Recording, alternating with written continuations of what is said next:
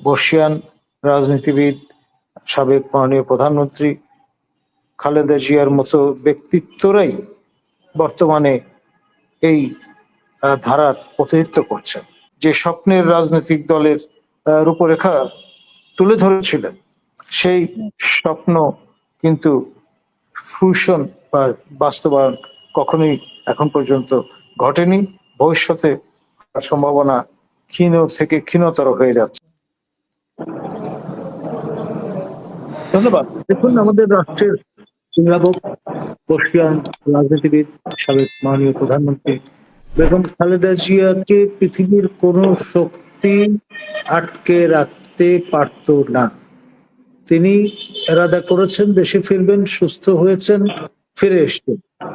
Professor ইউনূসের নেতৃত্বাধীন সরকার চাইলেও তাকে কোনো অবস্থায় আটকাতে পারত। এটি দিবালোকের মতো পরিষ্কার এবং স্পষ্ট। আর দ্বিতীয় যে বিষয়টি, সেটি হচ্ছে আপনার কতগুলো এজেন্ডা, আন্তর্জাতিক শক্তি নিশ্চয়ের এজেন্ডা বাস্তবায়ন করার জন্যই আপনার আজকের যারা সওয়ারি তারা মোতায়েন হয়েছেন। এবং আপনার যতক্ষণ পর্যন্ত আন্তর্জাতিক শক্তি নিশ্চয়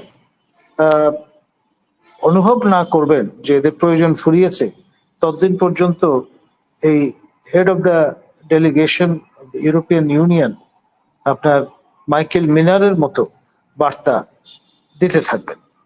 তিনি যে বার্তাটি দিয়েছেন সেটি ইন এ ওয়ে আপনার এক অনিশ্চিত যাত্রার ইঙ্গিত করছে। এখন জনগণই সকল ক্ষমতার উৎস। এটা হলো যে অ্যাকাউন্টেবিলিটি হচ্ছে মূল ইস্যু।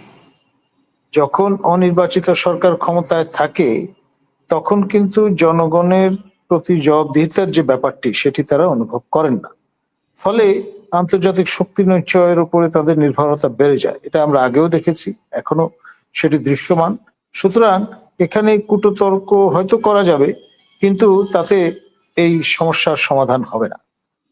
আলটিমেটলি যারা জনগণের পালস অনুভব করেন, বর্ষিয়ান রাজনীতিবিদ, সাবেক মাননীয় প্রধানমন্ত্রী খালেদা জিয়ার মতো ব্যক্তিত্বরাই বর্তমানে এই ধারার প্রতিনিধিত্ব করছেন।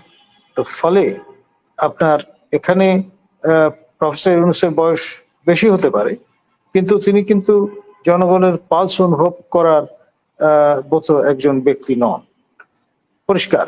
কারণ কখনোই তিনি রাজনীতি করেননি এবং তিনি স্বপ্ন দেখেছেন রাজনীতি করবার, রাজনৈতিক দল গঠনের, কিন্তু তা বাস্তবে রূপায়ণ করা তার পক্ষে কখনোই সম্ভবপর হয়নি, এখনো হয়েছে সেটা আমি মনে করি না। তার জন্য সম্মানজনক হবে দ্রুততম সময়ের মধ্যে তিনি যেখানে ছিলেন সেখানে যদি ফিরে যান, তাহলে তার জন্য, দেশের জন্য, সবার জন্য সেটি হবে মঙ্গলজনক। ধন্যবাদ। একটা রাজনৈতিক দল তো উনি গঠন করেছেন, মানে রাজনৈতিক দল গঠন করেছেন বলতে সরাসরি ওনার না, বাট ওনার তো আছে। তো সেই দলটি তো বলছে আওয়ামী লীগ নিষিদ্ধ ছাড়া। এখন যারা তার এমপ্লয়ার তারা মূলত এই দলটি গঠন করার উদ্যোগ নিয়েছেন, সেটি এখনো ফর্মেটিভ স্টেজে আছে, কিন্তু তিনি সরাসরি এই দলের পৌরোহিত্য করছেন এটি বলার সুযোগ এখন পর্যন্ত তৈরি হয়নি। ফলে আপনার একটা বেনিফিট অফ ডাউট পাওয়ার জায়গায় তিনি অবস্থান করছেন। তিনি যিনি কনভেনর এই দলের, তাকে আলিঙ্গনা পাশে আবদ্ধ করেছেন, তিনি দোয়া দিয়েছেন, ব্লেসিং প্রদান করেছেন, কিন্তু সরাসরি কোনো আপনার প্রধান উপদেষ্টা দলের কিংবা সভাপতি হতে যাচ্ছেন এমনটি এখন পর্যন্ত জানান দেননি। সুতরাং সেই জন্য তাকে আমরা এখন পর্যন্ত বেনিফিট অফ ডাউট দেব।